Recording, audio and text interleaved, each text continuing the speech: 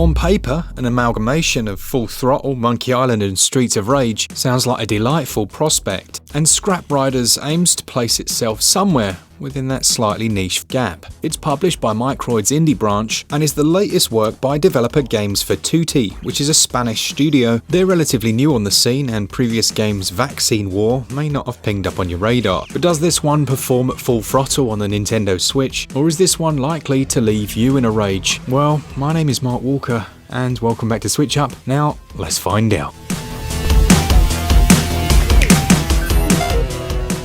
The narrative of Scrap Riders sees you play as character Rast. Any good adventure game relies heavily on its main protagonist, and sometimes the oft-used trope of a sarcastic sidekick. Here Rast is joined by Sony, a robot that has clearly been modelled on the likes of Bender, with a real potty mouth. Now straight off the bat, it's important to note that the Spanish team have done a reasonably good job with the translation, but unfortunately there are still a number of grammatical errors. There are also certain word combinations that simply wouldn't be used in the English language that have slipped through the net. It's a shame because at times the writing's very humorous.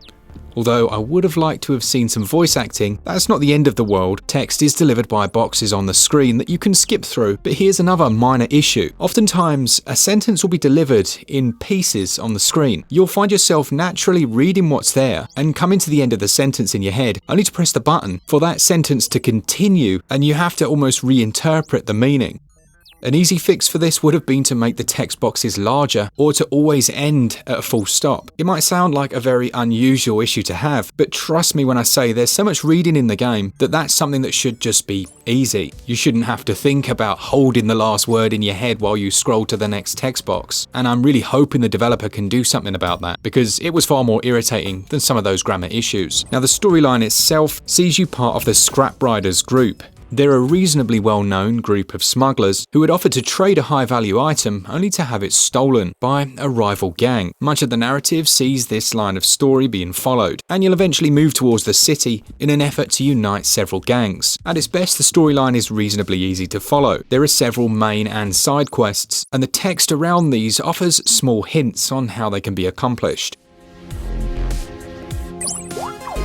As far as gameplay then, we've got an amalgamation of classic point-and-click style adventure and a side-scrolling beat-em-up, and the adventure sections far outweigh those combat ones in terms of on-screen time, with around about a 90-10 split. You'll generally be controlling your character with the left stick, and interactable items will bring up 4 different options, such as being able to look at them, pick them up, talk to them, or walk away. Very similar to Full Throttle. Quest lines are maintained within an objectives log, and much of your time is spent chatting to the various inhabitants of the different locations, trying to provide them with that one special item they need, and also combining different things within your inventory and then shipping these to their new prospective owner. Absolutely nothing new as far as the adventure game genre goes, with the exception of a few additions like being able to hack computers. This mechanic is essentially a mini-game used to gain extra information and sometimes to unlock certain doors. The travel system works around your motorbike. Although you can move around environments and there is also a run, the motorbike acts as the main heart of the game in terms of your navigation. You'll have to run to it each time you want to move to a new area, jump on board which opens up the map, and then select your destination. Some of the side quests are particularly fetch heavy and will see you moving backwards and forwards between the same 2 locations 3, 4 or even 5 times. And it's there where I started to really want a few different things. Firstly, a fast travel option for quickly returning to previous areas would be welcome, but in the absence of that, a proper run button. Now as it's a beat 'em up, and we'll talk about those sections in a moment,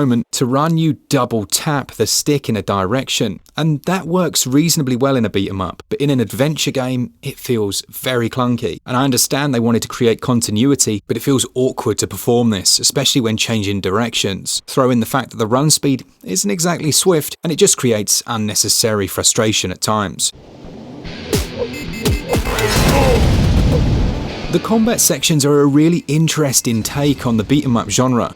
While most things again are quite standard with several different attacks, the ability to grab enemies, punch them, throw them around, and pick up certain melee weapons, it's how seamlessly it blends into the game that surprised me. And it was always welcome when these situations arose. They'll often include environmental hazards, and you do have a pistol, but ammo is particularly scarce, offset by its huge damage. There's a combo meter in the corner ticking up as you keep enemies floating off the ground with a series of different punches and kicks, and a special move gauge which builds up, allowing you to perform a special attack attack, either on the ground or whilst jumping in the air to clear a large area. Throw in some difficult boss fights and the combination works surprisingly well, but alas it does suffer from some issues that we'll go into in the visuals and performance section. Lastly, on story and gameplay then, the team have a habit of referencing pop culture, particularly games or films related to this genre. On the one hand, that provides several Easter eggs, references like a polecat's motorbike with a remembrance wreath, or the Tears in a Rain picture from Blade Runner, but subtle use of these is important so that it doesn't override the overarching feel of the experience, and Scrap Riders pushes too hard at times, almost down to every dialogue having some form of reference to pop culture, from Commander Shepard to Futurama, that it began to overshadow the forming of its own identity. For a small team working on a new game, my overall impression is quite positive, but the delivery could use some work. For me, gameplay scores 15 out of 20, and the controls score 12 out of 20.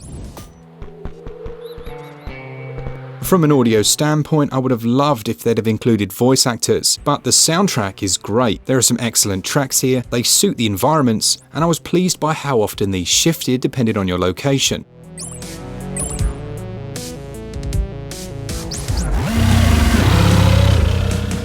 Visually, they've gone for a unique style with large oversized pixels in some genuinely colourful and interesting environments with an array of creatures, machines and humans ambling about each of them. This artistic style won't suit everyone. Some of those backgrounds look great, others a touch flat, and some of the pathfinding within the areas is a little wonky. Rather than have you move to the edge of a screen to leave, sometimes you'll have to push a button, and don't get me started on walking up and down stairs where the collision maps seem to be back to front. You'll see quite a few clones as well of background characters and even those you'll speak to more frequently, but this is played off quite stylishly by the developer with a few fourth wall break-in references. As far as performance goes, well, it's fine. Everything runs very well, load times are decent, and in handheld, I think the whole experience just feels a little bit more at home. Unfortunately, and you knew it was coming, the current build of the game has a few soft locks. What is a soft lock, you ask? Well, the game's not going to crash, but you might find yourself quite literally trapped within an area. This can entirely hinder the progress you make in the game, and I do feel sorry for the developers that it's made it through to the final build, because in all honesty it's something that just shouldn't be there. I don't think I'm the only one to have experienced issues, and everything else ran absolutely perfectly. I believe there's a patch in the works which I'm sure will be coming very shortly, but obviously when you're doing a visuals and performance score, that is going to have a serious impact if you find that you yourselves can't finish it. Let me know in the comments if you picked this one up and if you also managed to get stuck. But it's a real shame. Visuals and performance then, it'll fall somewhere in the middle. Some of the animations are clunky, I like the overall style, but soft locks are not okay. Currently, visuals and performance then score 5 out of 20. Audio scores 16 out of 20.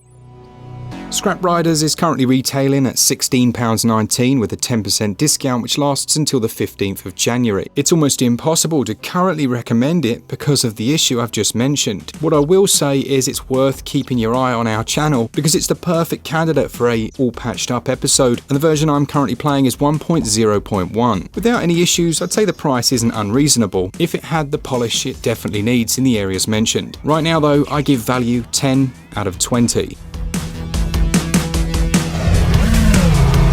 A few years from now, Scrap Riders will undoubtedly be a hidden gem, and while I've enjoyed it, it needs some TLC.